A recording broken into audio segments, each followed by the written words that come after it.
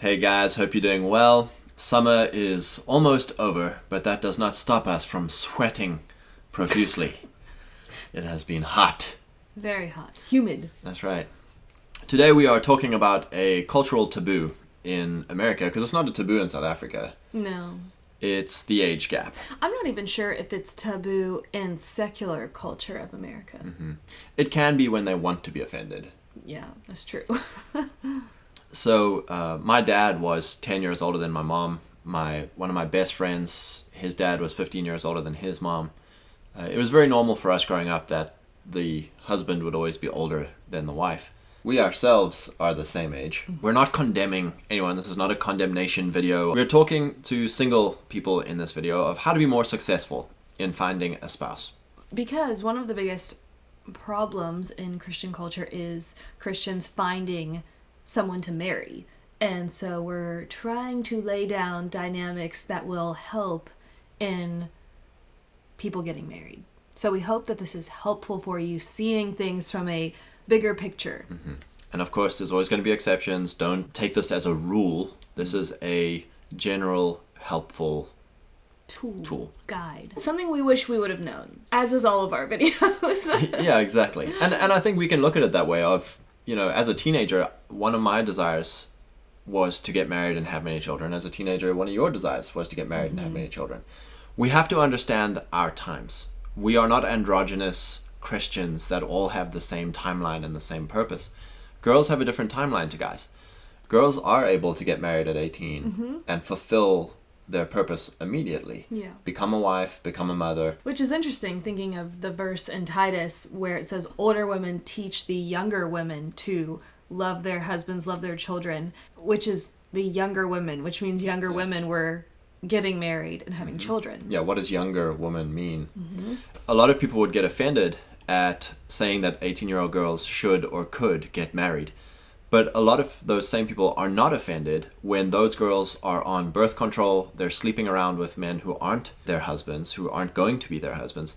They've got no problem with that. There's a weird disconnect about sexuality and marriage in the Christian world. A few videos ago, we brought up a statistic where over 80% of single Christians have engaged in sex before marriage. So there's this disconnect somewhere in Christian culture that sex and marriage are not connected and that to get married young is weird, but to have sex out of marriage is not.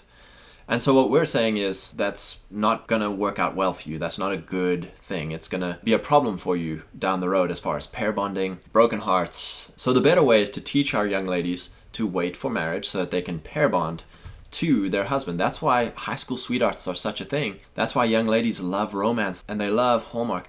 They love the idea of pair bonding to a high status man that they can love and respect, pair bond with for the rest of their life. And so to go and sleep with a bunch of different guys, it ruins the ability of a girl to pair bond. Not to mention microchimerism and all the DNA stuff that goes on. We would just say soul ties in the old days. Yeah. But now science is catching up with microchimerism, where the DNA of a man is implanted into the woman he sleeps with. And so to understand your times rightly as a young lady is you desire romance, you desire to have sex, you desire to pair bond. So to go and delay that by going to college and going into debt, going and working a career to then pay off that debt and pay off that guilt of having skilled up for something and not using it, and going and sleeping around with people because you do want to be with someone. Yeah. Connection. So that's the knowing your times on the girl side. On the boys side, at 18, majority of how we've been raised in the West, majority of 18-year-old boys are not ready to be a husband. They don't have their own place. They're often still dependent upon their family. They're dependent upon their parents. They're not in a place where they can go and start their own household. So, you know, obviously there's a lot of dynamics there that need to be corrected, but for brevity's sake, for where we are as a culture's sake, majority of young guys are going to go to college, and at 22, 23 years old, they'll be able to have their own house, or at least be living on their own and independent, and have momentum toward a job, momentum toward their finances, they are then ready to get married at, let's say, 21, 22, 23, whereas a girl is ready to get married at 18. That is the perfect target market that each should be looking at. 18-year-old girls should be looking for 21, 22, 23-year-old guys who have momentum and are ready to start a family. Likewise, 21, 22, 23-year-old guys should be looking at 18-year-old girls who are ready to get married and want to start a family and are not caught in the debt and corporate hold-off. One of the biggest kind of challenges to people having children when they do get married is like, well, we need to pay off debt. I do think the biggest reason, well, that we've heard people actually say to us is finances is the reason they don't have children yet. So a girl marrying a guy who's further on in his mission and purpose, they're going to be better set up to have children right away than a girl who's marrying a guy the same age and he's still figuring out what he's doing. The other dynamics that come into play is if a girl has gone through college and she's now on her career track and she meets a guy who's the same age and he's going through college and he's on his career track, they now have to decide whose career are they going to prioritize, or are they going to live two separate lives? Also, she's then set in her ways because she's been so used to doing her thing, pursuing her thing. So leaving that identity, it's harder for her to then learn to submit to her husband and be the wife, be the helpmeet to her husband. So if you are a young lady and you're 16, 17, 18, you're still deciding, what am I trying to do with my life?